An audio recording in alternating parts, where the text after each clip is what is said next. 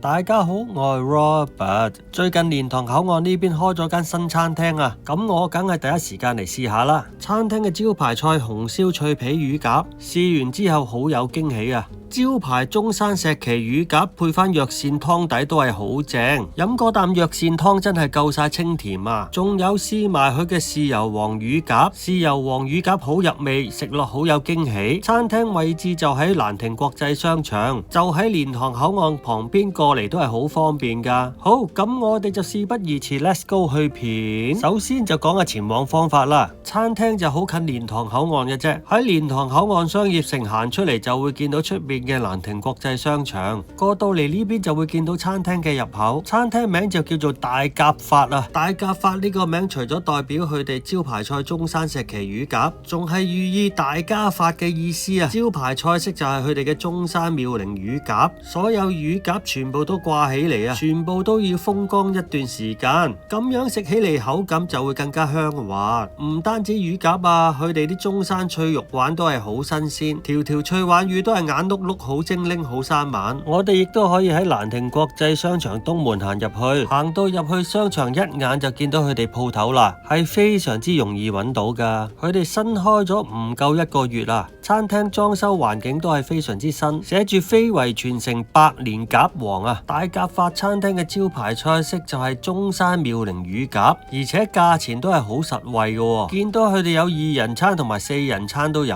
嘅，2人餐只需168蚊，4人餐398蚊，每人平均都係100蚊到嘅啫。入到嚟餐廳環境裝修都係好雅致，結合咗中式同埋現代化嘅設計風格啊！周圍都設有綠色嘅園林擺設，會俾人一種大自然清新嘅感覺，而且地方都係幾大嘅喎，空間感都好夠。周圍都設有呢啲大圓台，約埋3-5知己朋友飯局都冇問題。設有玻璃透明嘅廚房，見到師傅做嘢啦，環境都係好乾淨。又設有自助調料區嘅位置，見到調料嘅選擇都有好多，蔥花辣椒豉油都好齊全，用餐座位都係好闊落，食飯環境夠晒舒服，而且佢哋嘅菜品選擇都係多樣化。餐廳必點嘅招牌菜就係脆皮乳鴿。其他招牌乳鴿有鹽焗乳鴿、沙姜乳鴿，仲有豉油黃乳鴿等等嘅菜式相當多樣化，連藥膳鍋底、脆丸片、鮮牛肉都有。今次我就點咗佢哋幾個招牌菜試下，點咗呢個青紅椒炒鮮牛肉啦，師傅炒得好夠鑊氣，上到台嘅時候已經香氣十足啦，食起嚟帶少少微焦香，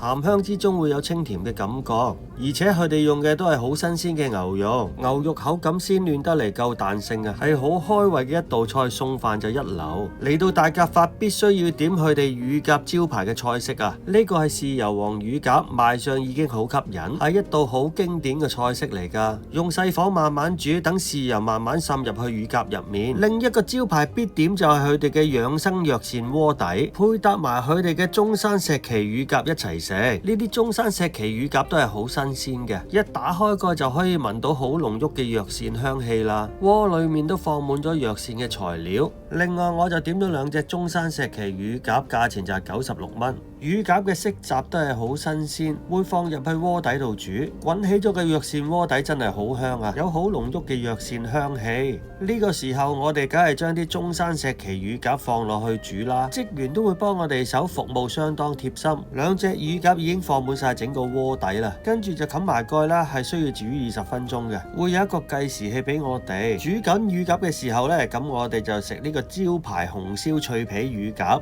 見到乳鴿嘅外皮都係炸得好油亮嘅，啱啱炸起出嚟都會聞到好濃郁嘅香氣。餐廳都會提供一次性嘅手套俾我哋。呢個紅燒脆皮乳鴿呢，食起嚟外皮超香脆，打開裏面都係鮮嫩多汁嘅乳鴿，好多肉汁都保持到喺裏面。最正嘅呢，皮薄得嚟就好似玻璃脆脆咁，鴿肉本身有少少鹹香，帶少少甜味，肉味濃郁，一咬落去就係脆皮加嫩肉加滷肉香，味道一齊爆出嚟。另外我哋都點咗一份現切鮮牛肉，價錢就係68蚊，見到色澤都係好新鮮。職員話呢度啲牛肉每日2次新鮮運到，油脂嘅分佈都係好均勻。魂。豉油皇乳鴿一打開賣相已經好吸引啦，亦都係一道經典嘅粵菜嚟㗎。幼嫩嘅乳鴿用上咗生抽、老抽、冰糖加香料，慢火浸煮，外皮都掛上咗豉油皇嘅顏色，食落去有啲鹹香，帶有微甜。鴿肉夠細嫩而且多汁，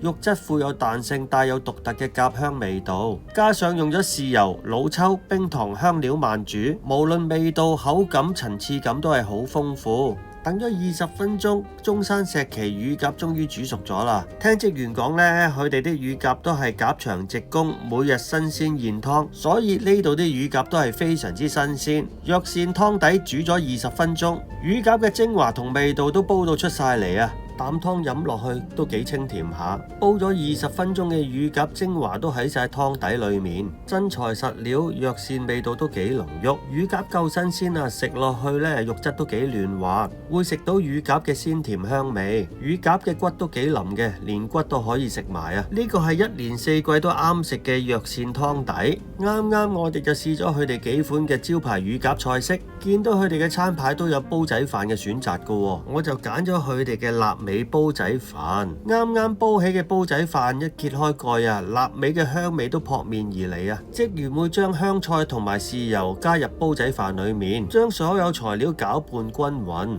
飯裏面嘅材料有臘肉同埋臘腸。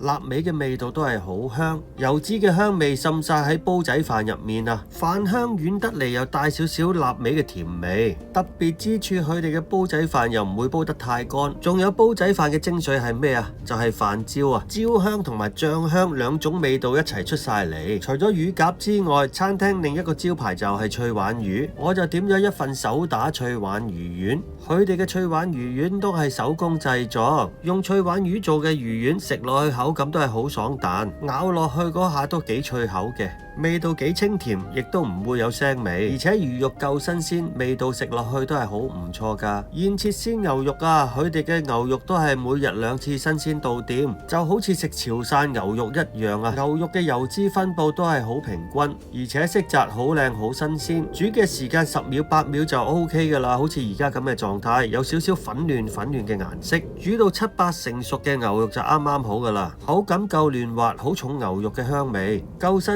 鮮，而且食到牛嘅油脂香。最後食埋個蔬菜拼盤今餐，我哋就飽飽啦。臨近過年啦，新春期間佢哋照常營業，而且夠晒意頭啊！大鴿發，大家發，大家一齊發。最後我就覺得大鴿發餐廳真係好唔錯啊！佢哋乳鴿夠新鮮，喺鴿場直供，每日現湯。今次試佢哋嘅藥膳湯底鍋加中山石岐乳鴿真係好正，好特別，係一年4季都可以食嘅鍋底啊！無論係佢哋嘅脆皮乳鴿同埋豉油皇乳鴿都係好正，而且又近蓮塘口岸過嚟食飯都係好方便，真係一間好值得介紹俾大家嘅餐廳。好，今次就介紹到呢度啦。如果中意我呢條片嘅，請訂閱、讚好同分享。我哋下條片再見，拜拜。